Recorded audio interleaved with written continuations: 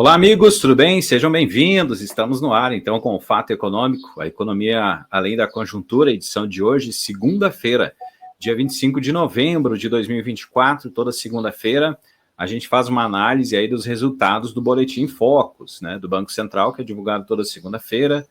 100 economistas do mercado financeiro colocam lá, né, toda semana para o Banco Central, qual a expectativa que eles têm aí para vários indicadores da economia. E a gente então vai falar sobre isso. E vamos então ver o que dizem os dados aí, né, do Boletim Focus e o que isso quer dizer também. Até porque a gente viu aí uma diminuição da inflação, um aumento da expectativa para a taxa básica de juros para o ano que vem. Então, vamos aos dados aí. Eu queria, antes, né, dizer que hoje nós estamos aqui, só eu e o André, né? O Lucas hoje está em viagem e ele volta amanhã aqui na programação do nosso Fato Econômico, a economia além da conjuntura. André, tu está aí sozinho agora, vou te colocar nós dois aqui, já com os dados, né, do Boletim Focus aí, que foi divulgado hoje, com as expectativas. O que a gente pode dizer desses dados aí, sobre o que a gente viu que o mercado está esperando aí para inflação, para o PIB, para o câmbio, para a taxa básica de juros? Diz aí, André. Joia. Vamos lá, Moisés. Então, segunda-feira a gente sabe que é o dia que está aí tem uma quantidade imensa de divulgação de indicadores econômicos sobre a economia brasileira e economia internacional.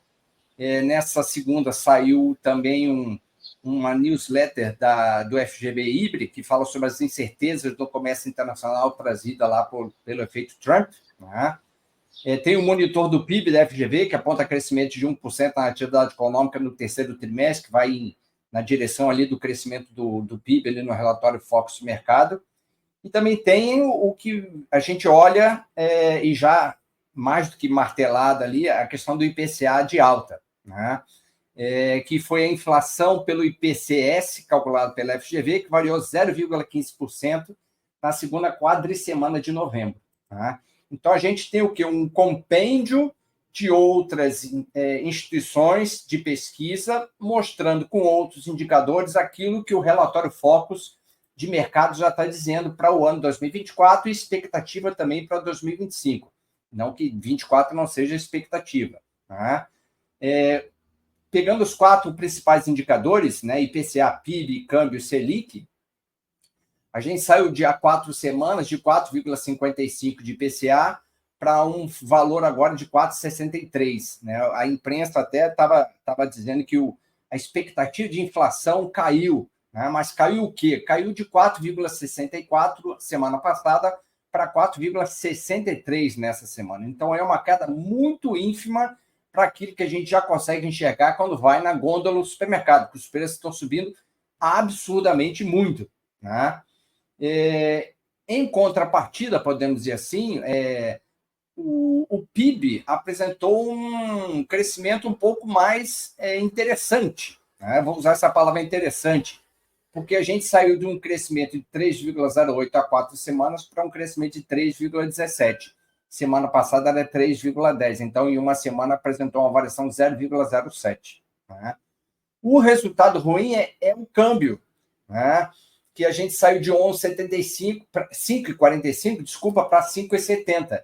Então, esse indicador de câmbio vai mostrando que o encarecimento dos produtos que são importados por parte de empresa ou por parte de viagens internacionais dos consumidores, isso vai encarecer a sua conta final. Tá? Você tem um câmbio 5,45, já encarece de uma certa maneira os produtos que a gente importa. Então, vai ter um impacto certo lá na balança comercial. Ao mesmo tempo, a gente sabe que os insumos que vão ser exportados também vai ter uma contrapartida. Né? Então, qual vai ser esse resultado da balança comercial no final é que a gente vai ver depois. Qual foi a briga lá entre importação e exportação. Mas o fato é que câmbio mais caro, né, de 5,45 para 5,70, vai encarecer, de uma certa maneira, insumos que são importados, e esses insumos que são importados ou produtos que são importados vão encarecer lá na gôndola do supermercado, que é o que a gente quer dizer ali perto do Natal. Né? Então, o bacalhau, as tâmaras, os produtos são aquele vinho importado que você estava pensando em tomar, com certeza vai ter seu preço majorado agora. né?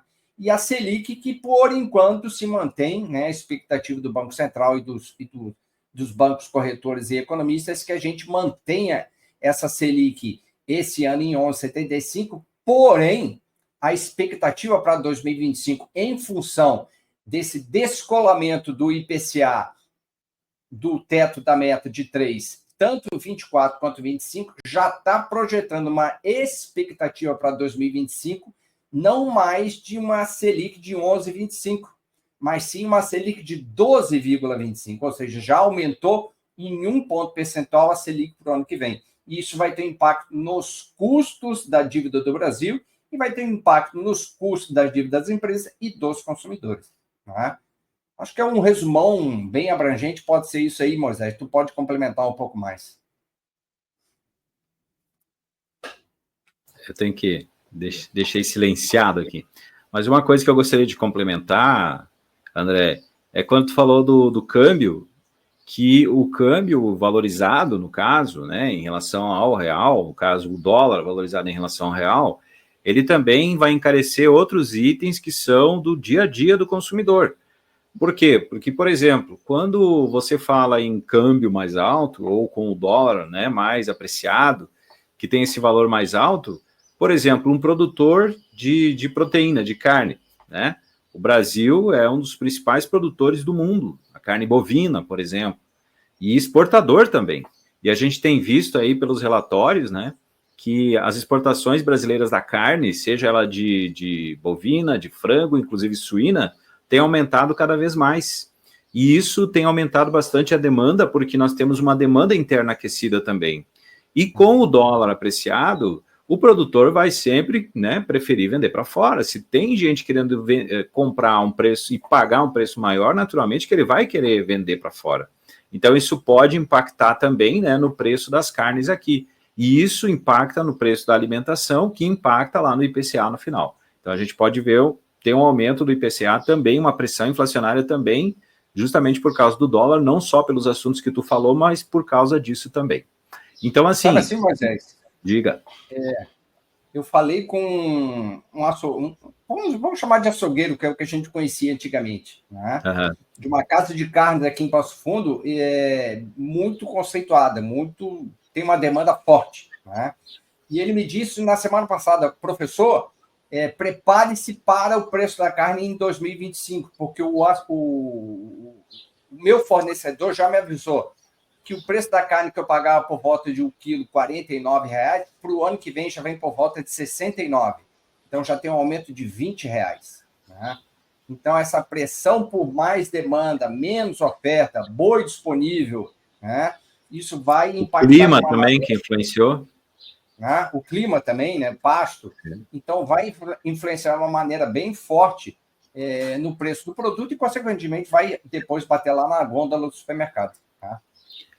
E eu queria lembrar que nós vamos ter uma informação importante agora, já que a gente está aí falando de inflação, nessa semana no calendário econômico, que é o IPCA 15.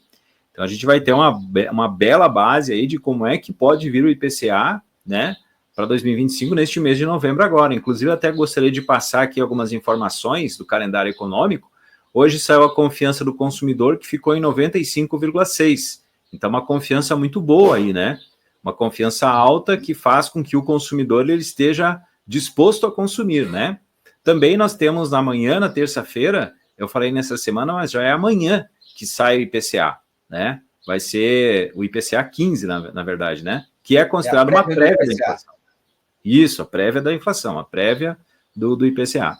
Também, na semana, a gente vai ter o IGPM, na quinta-feira, que é a inflação ao produtor. Essa informação também é muito importante. E a gente também vai ter o índice de evolução de emprego e depois a taxa de desemprego lá na sexta-feira.